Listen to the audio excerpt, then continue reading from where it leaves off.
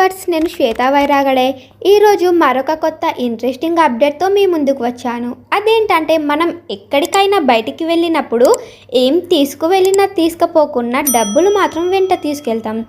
అయితే ఆ కరెన్సీ నోట్ల మీద బోసి నవ్వుతో ఉన్న గాంధీ బొమ్మను ఎప్పుడు ముద్రించారు అనేది ఎప్పుడైనా ఆలోచించారా? అలాగే ఏ సంవత్సరంలో ఏ నోట్ను ముద్రించారు, ఇంకా ఆ నోట్ల మీద ఎవరి బొమ్మలను ఎప్పుడు ముద్రించారు అనేది మీకు తెలుసా?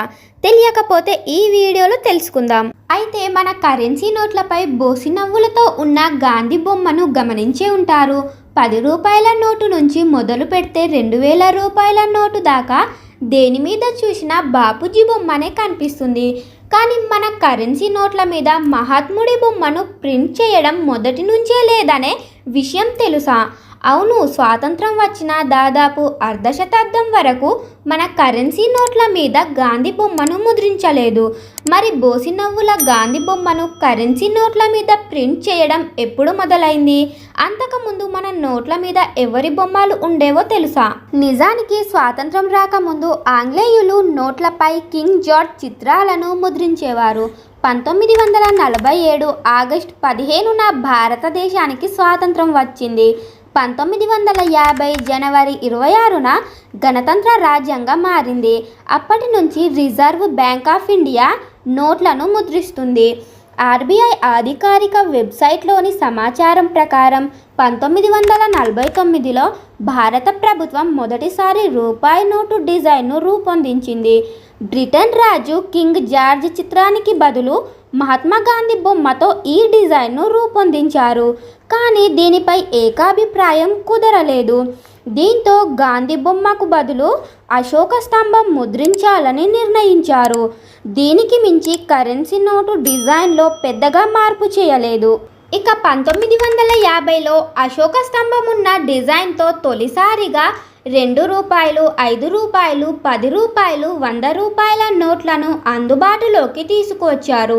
ఈ అన్ని నోట్లలో కేవలం రంగులు మాత్రమే డిఫరెంట్గా ఉండేవి. డిజైన్ మాత్రం ఒకే విధంగా ఉండేది. అన్ని నోట్లకు వెనక వైపు పడవల బొమ్మ ఉండేది.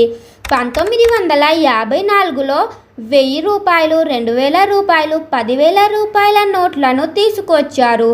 తిరిగి 1978లో రద్దు చేశారు. కరెన్సీ నోట్ల డిజైన్లో మార్పులు తీసుకువచ్చారు. 2 రూపాయలు, 5 రూపాయల నోట్లపై జింకలు, సింహాల బొమ్మలను ముద్రించారు.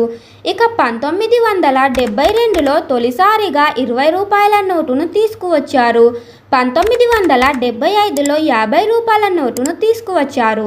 అయితే 1969లో మహాత్మా గాంధీ శత జయంతి సందర్భంగా తొలిసారి కరెన్సీ నోట్లపై బాపూజీ బొమ్మను ముద్రించారు. సేవాగ్రామ్ ఆశ్రమం ముందు మహాత్మా గాంధీ కూర్చొని ఉన్న చిత్రాన్ని నోటు వెనక వైపు అచ్చువేశారు. 1975 నుంచి 100 రూపాయల నోట్లపై వ్యవసాయ స్వయం సమృద్ధి, తేయాకు తోటల్లో ఆకులు తెంపడం వంటి ఫోటోలను ముద్రించడం మొదలుపెట్టారు. అలాగే రూపాయి నోటుపై చుమురు, బావి, 2 రూపాయల నోటుపై ఆర్యభట్ట ఉపగ్రహం, 5 రూపాయల నోటుపై ట్రాక్టర్తో పొలం దున్నుతున్న రైతు, 10 రూపాయల నోటుపై కోనార్క్ మందిరం చక్రం, నెమలి, షాలీమార్ గార్డెన్ ఫోటోలు ముద్రించారు. ఇంకా 1987 అక్టోబర్లో తొలిసారిగా 500 రూపాయల నోటును ముద్రించారు. దీనిపై గాంధీ బొమ్మను వాటర్ మార్క్లో అశోక స్తంభాన్ని ఆర్బీఐ ముద్రించింది.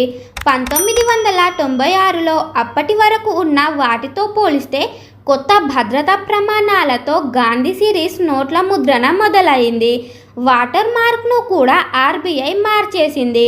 అందులో కూడా గుర్తుపట్టేలా వీటి డిజైన్ను మార్చారు.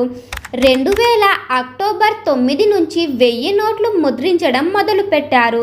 కానీ 2016లో మన రాష్ట్ర ప్రధానమంత్రి నరేంద్ర మోదీ పెద్ద నోట్లను రద్దు చేస్తూ సంచలన నిర్ణయం తీసుకున్నారు. పాత 500, 1000 నోట్లను రద్దు చేసి వాటి స్థానంలో కొత్త 500, 2000 నోటును అందుబాటులోకి తీసుకువచ్చారు. ఈ నోట్ల మీద కూడా బాపూజీ బొమ్మనే కొనసాగించారు. అయితే తిరిగి మే 19, 2023న భారతీయ రిజర్వ్ బ్యాంక్ భారతదేశపు అత్యధిక విలువ కలిగిన కరెన్సీ అయిన 2000 నోటును 30 సెప్టెంబర్ 2023 నుండి ఉపసంహరించుకోనున్నట్లు ప్రకటించింది.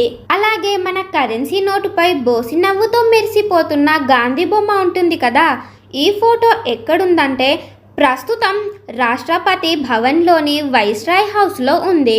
1946లో గాంధీజీ మయన్మార్కు చేరుకున్న సమయంలో అప్పటి బ్రేమా ఇండియా కార్యదర్శి ఫ్రెడరిక్ ఫెతిక్ లారెన్సీని కలిశారు. అప్పుడు తీసినదే ఈ చిత్రం. అయితే అప్పట్లో ఈ ఫోటోను ఎవరు తీశారనేదే క్లారిటీ లేదు. సో ఫ్రెండ్స్, ఇది ఇవాల్టి అప్డేట్. ఈ ఇంట్రెస్టింగ్ ఫ్యాక్ట్ కనుక మీకు ముందే తెలిసి ఉంటే కామెంట్ చేయండి. ఇంకా మా వీడియో కనుక మీకు నచ్చినట్లయితే like and subscribe. Thanks for the watching.